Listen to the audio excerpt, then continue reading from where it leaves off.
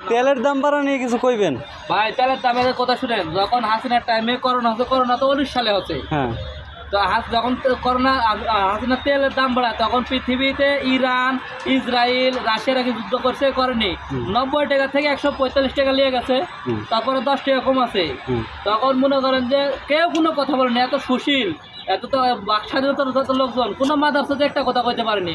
এখন তার যে তেলের দাম কিছু টাকা বাড়াইছে, 125 টাকা হয়েছে। কেন তেলের দাম 125 টাকা হইলো? কেন হইলো? তার এক জবাব চাই।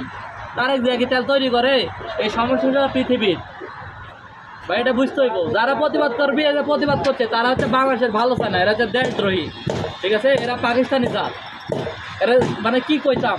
এখন দেশের লোক কোন দলের সাপোর্ট করবে আপনি তাদের সম্পর্কে আপনি দেখেন না, সাধারণ জনগণ হচ্ছে সরকারের পক্ষে, তারা তো বোঝে না। এখন তাদের উচিত কোন দলের সাপোর্ট করা? অবশ্যই বিএনপি সাপোর্ট করা উচিত, করছেও তাই। সাধারণ ভাই, এখন দেখছেন বাংলাদেশে কোনো সাধারণ জনগণ শাহবাগে এই জায়গা যাইতেছে, কারা যাইতেছে?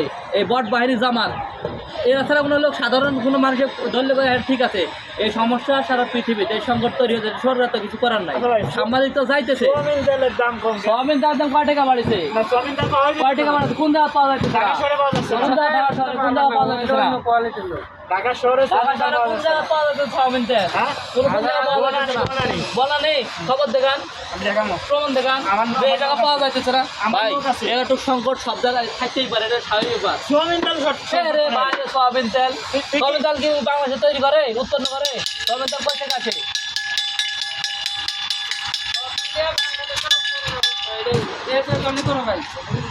বাংলাদেশের অবস্থা করুন, আপনার কাজ তো অবশ্যই করুন, বুঝলেন? আপনারা তো জামাত যাইতে পারেন, আর এটা মনে করো পৃথিবী ধ্বংসের আগে জামাত যাইতেও পারবি না, বুঝলেন নাই?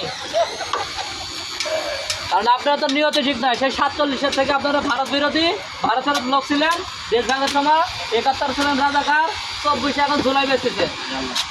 মানে আপনারা কোন তারা যাবেন? একবার ছিলেন এরশাদের সাথে, একবার ছিলেন মনে করেন যে হাসিনার সাথে, তারপরে ছিলেন বিএনপির সাথে। আপনারা তো গোলালু ভালো, তার সাথে যখন আপনারা একটা প্রতিদিনের মেয়ে ভালো, তার মানে প্রতিদিনের মেয়ে ভালো জামাতের সাথে, ঠিক আছে? এরকম কিছু কথা বলিস না, অবশ্যই কথা বলবো,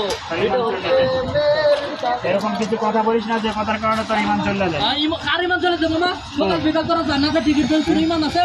জান্নাতের টিকিট তোর একটা রাস্তা বেসা, আমার একটা রাস্তা। জান্নাতের মালিক কেডা? জান্নাতের মালিক কেডা? তুই আমার উত্তর দে, জান্নাতের মালিক কেডা? আল্লাহ। জান্নাতের মালিক কেডা? আল্লাহ। তুই বেসার কেডা? তুই কোনো জামাত করিস, কে কথা না, কি করবো? আল্লাহ। এই কথা জানো না? আমি তো ওটা দেখতেছি,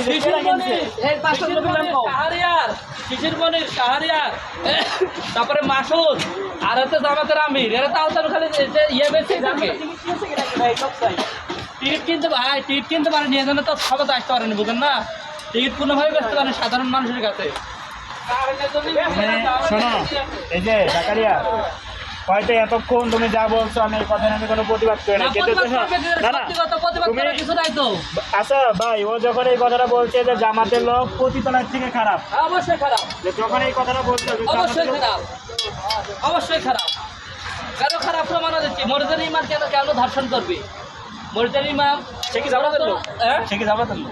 জামাতের লোক ভাই, ও রানিং করছে আমি জামাতের লোক, জামাত করি আমি টাকা করে কই দেবে আমি বিএনপি? না না না না না, অবশ্যই বলবে না।